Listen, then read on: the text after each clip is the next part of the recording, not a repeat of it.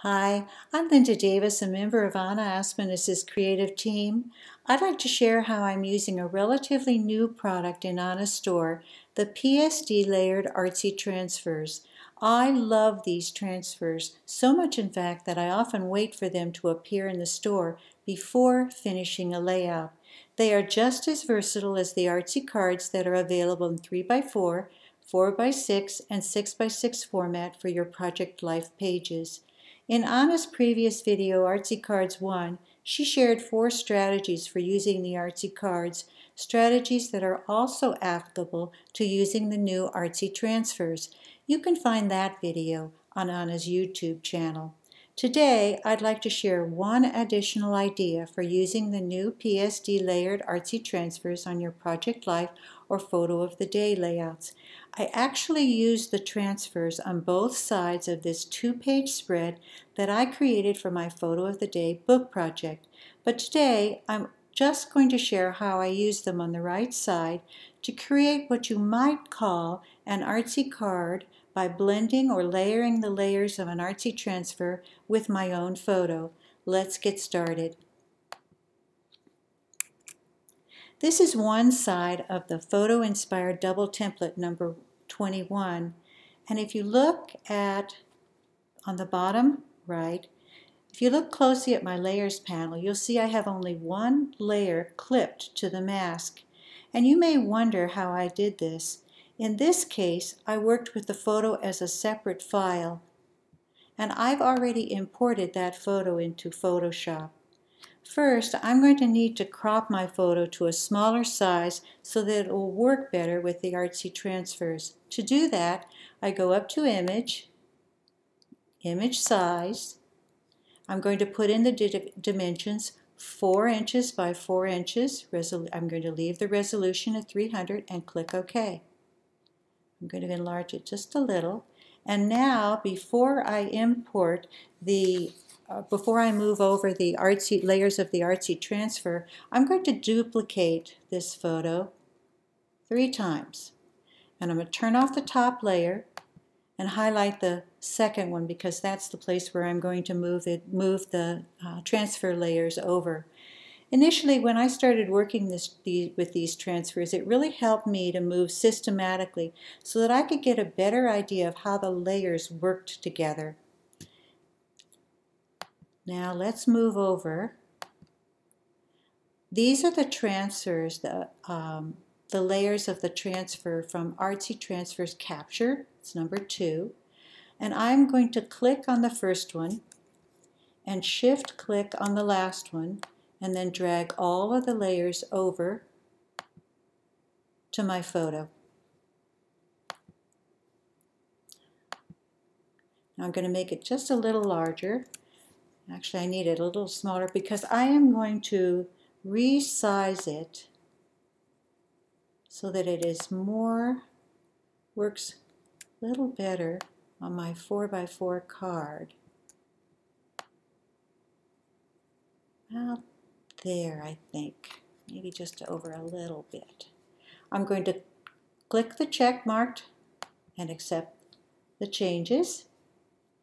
Now, to work through this process, I have a photo layer that I'm going to turn back on at the top, and you know that I have some extra layers, copies of my photo layer at the bottom, because I may need those if I clip my photo layer, for example, to a texture or a transfer. So let's start.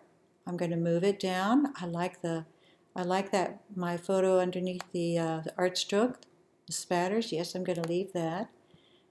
The texture, I love that. I am going to reduce the texture, the opacity of this texture to about 75%, and I'm going to use a keyboard shortcut just typing in 75. And I'm going to move it down a little more. That's also a little heavy for me. I'm going to use my keyboard shortcut, reduce that opacity to 75%, and I'm going to move it down. This texture, I'm going to increase the size so you can see it a little better. I'm going to turn this one off because it's a little heavy for my delicate teacup. And I'm going to move my photo again down. I'm also going to reduce the opacity of this layer, and you'll notice it's on color burn. I'm not even worrying or thinking about changing the blend modes at this time for this project, and I'm going to reduce that to about 80%. I'll move my photo layer down underneath the paint level. I think I'm going to turn that layer off too, and I'm going to move it under the stamp. I'm going to turn that layer off. And then I have another paint layer. I'm going to leave that layer, and I'm going to move it down underneath the stains. I like the stains, but I really would like to have them white. There's a shortcut for changing them. Because my foreground color is white, and I'm on the stains, if I press Option, Shift, Delete, it changes my stains to white. I could also use a fill layer. And let's move those just a little. Next, I'm going to move it below the paint, and I'm going to reduce the opacity of the paint to about 75%. And then I'm going to move it down below these stains.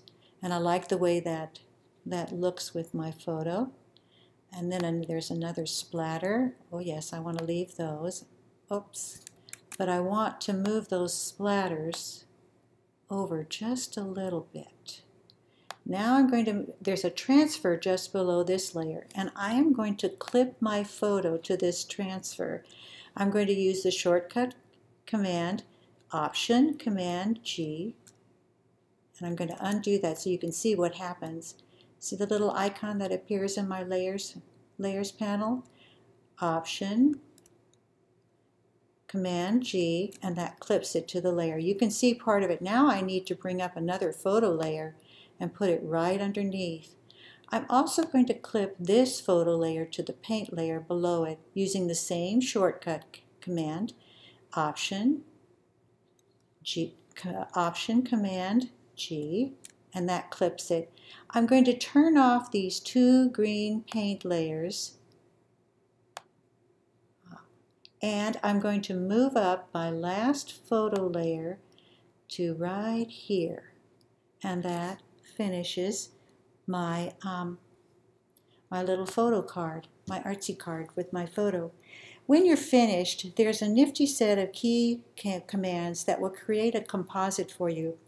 The composite is like creating a merged copy of all the layers below, but it's really better for me because by leaving these layers intact, if I change my mind, which I often do, I can delete the composite and make my adjustments and create a new composite. So don't worry if you've turned off some of the layers or changed the blend modes or anything. The keystrokes for this are Command, Option, Shift, E, or on a PC it's Alt, Control, Shift, E, and that creates my composite, and I'm going to name it Composite. So if I turn it off, it looks exactly the same. Now I am going to open my layout so you can see both files next to each other. And I have to make sure that I'm on the layer, the mask that I want to use. I'm going to go up here and I'm going to drag only my composite to my mask. It's already clipping it, but I want to resize it. So I'm going to use Command T. I'm going to drag the corners so that I can get it the right size. That's looking just about right. Okay, and I'm going to click the check mark to accept the changes. Move it up just a little. And now I'm going to use that same keyboard shortcut command, Option, Command G, to clip it to the mask.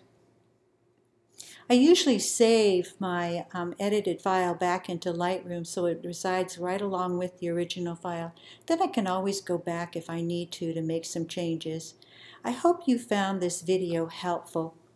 Layered PSD transfers offer so many possibilities for creating artsy pages. If you would like another video on using the ArtsyTransfers on other layouts, for example, how I created a page like the left side of my two-page spread, please let us know by leaving a comment below or sending Anna an email at anna_aspinus@yahoo.com.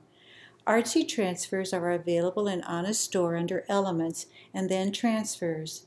And if you've not had a chance to view Anna's tutorial on using Artsy cards, it's available in the Anna Aspinus YouTube channel.